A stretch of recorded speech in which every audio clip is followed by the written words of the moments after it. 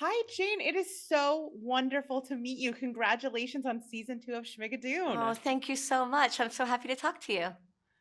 Sorry, I have a cat who's trying to And you know what? claw That's me in not a the few. first cat we've had make a surprise visit today. It's not the first one.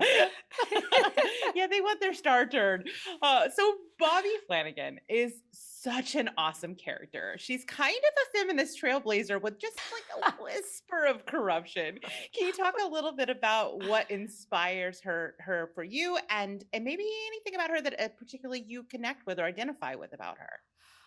Well, I just love Bobby Flanagan. I love that Cinco wrote that role for me and gave me all of the gems and jewels that were a part of it.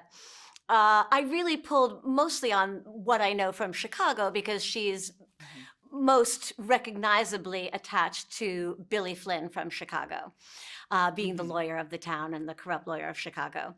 But then there's so many other references that are in there that I Mhm. loved, and when I noted them, I want to bring them out too. I think there's a little bit of Roxy Hart in there. There's a little bit of tits and ass from Chorus Line in there musically, and then I wanted to bring that out physically as well for anybody who could hear it.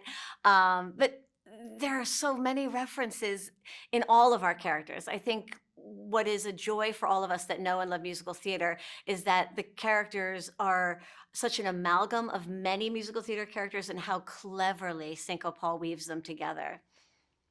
I can't wait Mhm. for people to Absolutely. see the show because we are no longer in Schmigago. I'm sorry, we are no longer in Schmigadoon. Like you leave Yeah. Schmigadoon in the bright colors, and then you see Josh and Melissa cross the bridge, and you see the city and the lights and the hands from Pippin, and you're just like, oh wow, it is a whole new place this season. Yes, and the costuming, oh my God, Bobby's costuming is it's my dream sort of closet that you get to dive into. So My clothes were yeah, good. I especially was really happy with them. They were really great. yes, especially in the third episode we get sort of like the big number. We get bells and whistles, which is appropriately titled. Can you talk a little bit about the experience of doing that number? Um, it was, to be honest with you, and I don't say this very often, it was one of my favorite days of filming in my career. I had such a joy making that number with Chris Catelli and then getting to perform it for Cinco and the cameras and everybody who was in the room there. Um, it was one of those magical days. We have a few hours to film these musical numbers, no matter how That's big or amazing. intimate they are. We have a very short amount of time. We rehearse them as if we're doing a live performance, and then we film them like a live performance, from top to toes. And but it was just one of those really special days where it felt like the cast and crew and everyone saw what we were trying to go for and just all pulled together to get all the shots that we were trying to get so the number could have all of its bells and whistles. And those days are very special when they come along, and it was just a delight to film. And I felt nervous doing it for the first time for everybody because all of my castmates are in the jury and in the Yeah. courtroom themselves as their characters, and I just wanted to show them what we had rehearsed and hope that everyone would like it because I want to hold up my end of the bargain performing with such musical greats that are in this show. Ugh, there's so many great sight gags with the swing. Do you have a favorite moment from that?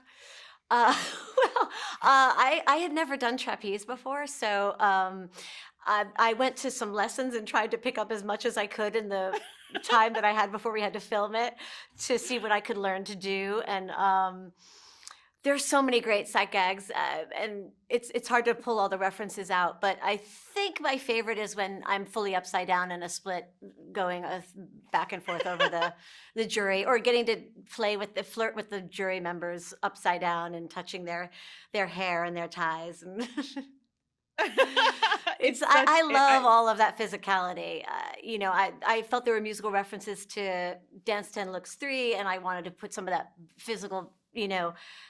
physicality into it as well to make all those references. And of course, there's the most obvious reference, which is to Company, where she gets to do her law summation.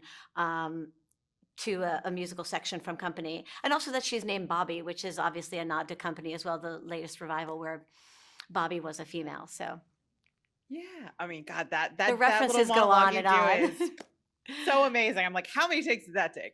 But think that what I can say is I absolutely love her.